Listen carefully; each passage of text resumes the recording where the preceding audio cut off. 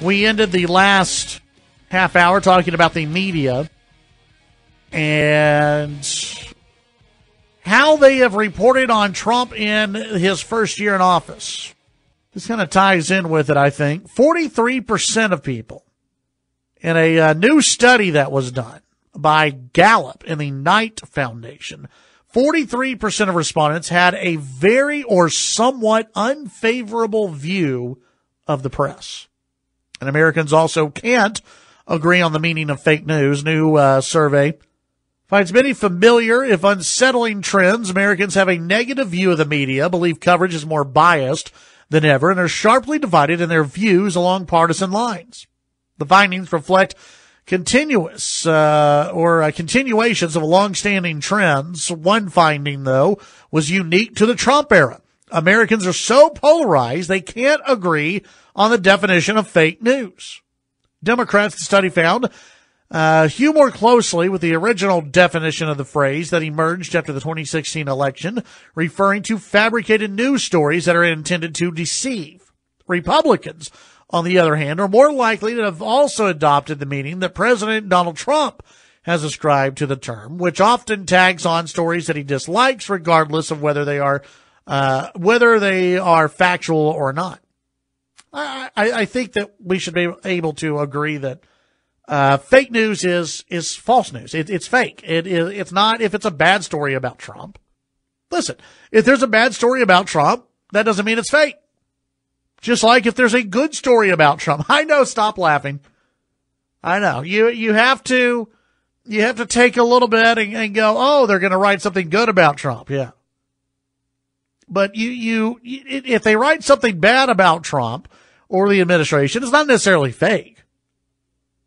But what we have seen with a lot of the bad stories about Trump is that they come across, well, if it's anonymous sources, there's not always a complete picture. You can't always trust it because a lot of the fake news has been Trump colluded with the Russians. There's been no proof of that. Trump's a racist. There's no proof of that at all. In fact, Drudge Report, speaking of that, Drudge Report, he links today, and I completely forgot about this, though I think we actually played it during the election. And it was a clip of Jesse Jackson, the Reverend Jesse Jackson, awarding Trump and praising Trump for basically a lifetime of achievement or a lifetime dedication towards African Americans. Now, this wasn't last week that he did it. It wasn't 2 months. This was, it looked like 90s maybe when this happened. And there's a clip on YouTube. And so, well, Trump wasn't racist back then, but all of a sudden he's racist now. So all the negative news that has been generated about Donald Trump, a lot of it has been, I think you could say, fake because they're when you use anonymous sources, when you cannot add facts to it, it's an article based off emotion. It's not news. News is factual.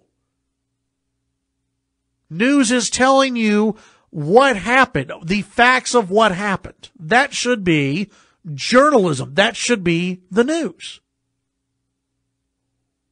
News is not Donald Trump's racist because he thinks there are certain countries that are crap holes. That's not news. That is your opinion formulated around a statement that Trump may or may not have made because you weren't in the room. And so I could see how a lot of Trump supporters and a lot of Republicans would say, well, you know, nowadays fake news is anything bad written about Trump. It shouldn't be.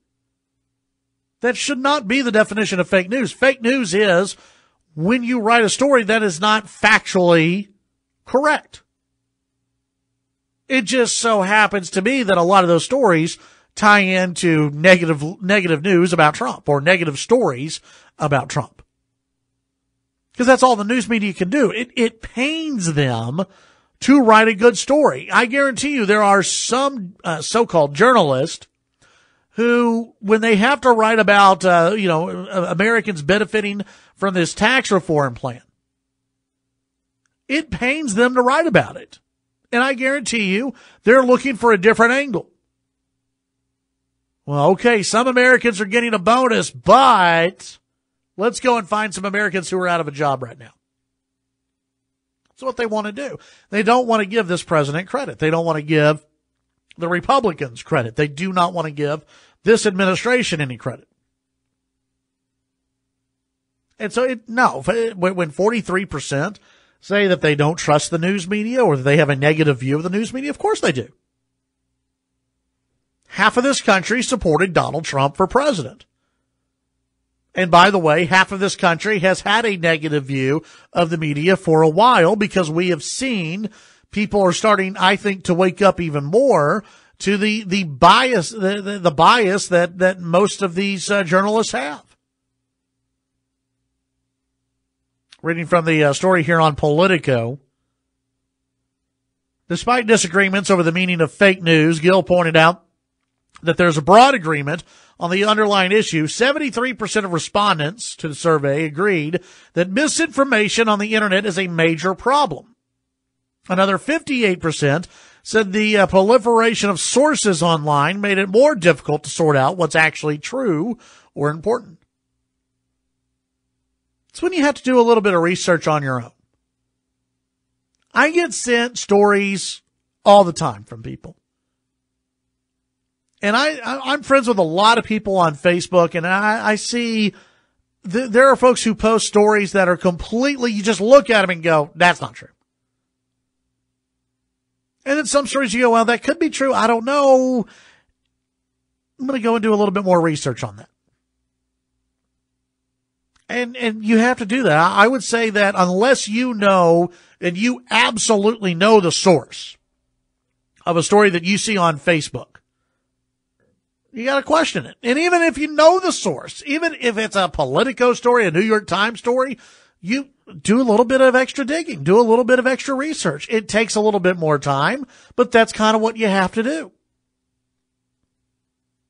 I don't trust everything I read in the New York Times. I don't trust everything I read in Politico. Don't trust everything you see in the Wall Street Journal because people can get facts wrong. And when they're claiming unnamed sources, I think you have to take a pause and go, can you trust that unnamed source is one, correct? Two, is there really a source? Jody, you think I could get away in today's media world? I bet I could write stories about either Lubbock City Council or state government, national, and just say unnamed sources. And you can't call it. What are you going to do? You could make up a story today, post it online, and I could say, according to some unnamed sources that I have, according to sources that I have. And I don't necessarily think unnamed sources are a bad thing. I really don't. There's information that I get from people, and I don't reveal who they are. And there's a reason for that. I want to keep getting information from them. And some people won't talk if they know you're going to out them. And then it's why trust is a big thing. And that's why, the news media continuing to go with this, Donald Trump is a racist. Donald Trump is a puppet of the Russian government. Donald Trump colluded with the Russians. And there has not been any evidence of that. It's just opinion. It's thought. It's almost hope from some of these so-called journalists out there. They've ruined their credibility.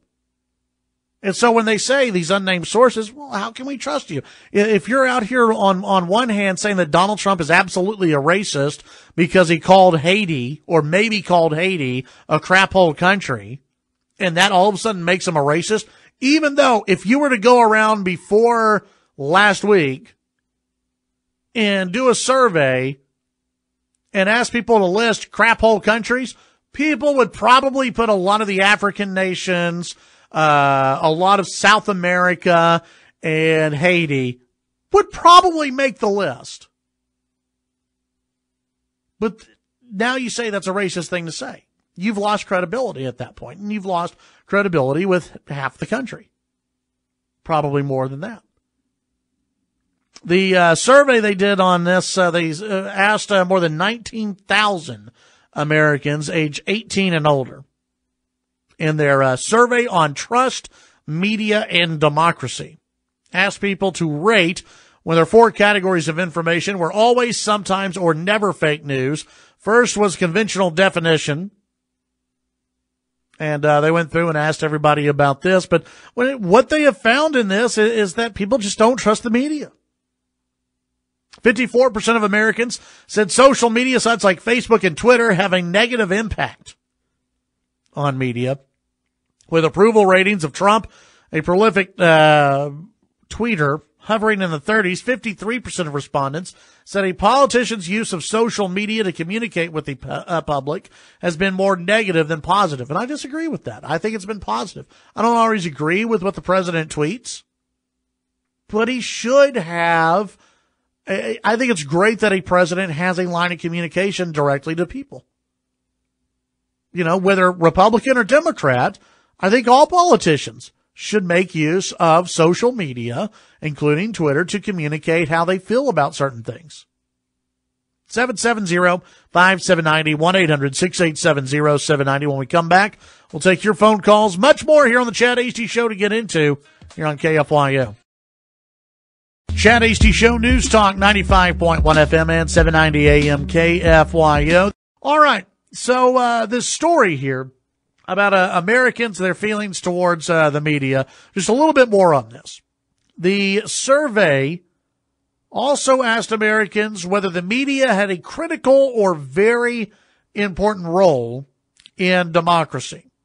Now, Jody, let me ask you, would you say that the news media should have a critical or important role in our country? Oh, yeah, always has. Now, see, this is what's interesting. Only 33% said the media was critical. 46% said it was very important. I would go critical. Yeah. Now, our current news media. Now, and there are some good journalists, okay? There are good journalists. There are some good reporters out there. By and large, I think our current news media does not play a critical role in our government or in our country. No, all they're doing is forwarding one side of the argument. Exactly. Yeah. And that's not what they should be doing. No. If you boil down journalism to where it should be, in reporting where it should be, where you are reporting the facts, where you are doing in-depth reporting. And we've seen some very good in-depth reporting in the past. And if it was always very good, yeah, it should be critical. It should be. The press is absolutely critical to this government and to this nation if they do their job the right way. And so many are not doing their jobs the right way. When you have reporters who are coming out and just saying, president's racist. Well, how do you know that? Well, because again, he said that countries that no one wants to live in are bad countries, right? Well, that makes him a racist. Does it, or does that make him honest? That when people are fleeing a nation, obviously it's not paradise. How does that make him a racist? There was a tweet that I retweeted yesterday with a comment on it. And it was from the liberal, what is her name? Sally Cohn. And what she had tweeted out. Yeah, Sally Cohn. She tweeted this back on January 9th, okay? Trump is kicking 200,000 Salvadorians. Kicking them out of the United States and forcing them back to a gang violence ravaged and impoverished disaster zone. Now, somehow, that's okay to say that you are kicking people to a country. Forget about whether the tweet is accurate as far as the 200,000 and Trump kicking people out. Forget about that. But you are calling El Salvador a gang violence ravaged and impoverished disaster zone. You know what some other people would call that? A crap hole nation. So it's okay if you call a country a gang violence ravaged and impoverished disaster zone. The media had no problem. And in fact, she's in the media. She's with MSNBC. She's part of the media. And she labeled a country a gang violence ravaged and impoverished disaster zone. That's okay. But if Trump comes out and says El Salvador is a crap hole nation, well, now that's racist. This is why the people don't trust you. This is why the people do not trust the news media by and large. Because a journalist can say, man, El Salvador is a crap country. I mean, it's a disaster. No one wants to live there. But the president says virtually the same thing with a New York flair, and he's labeled a racist. Chad HD Show, KFYO.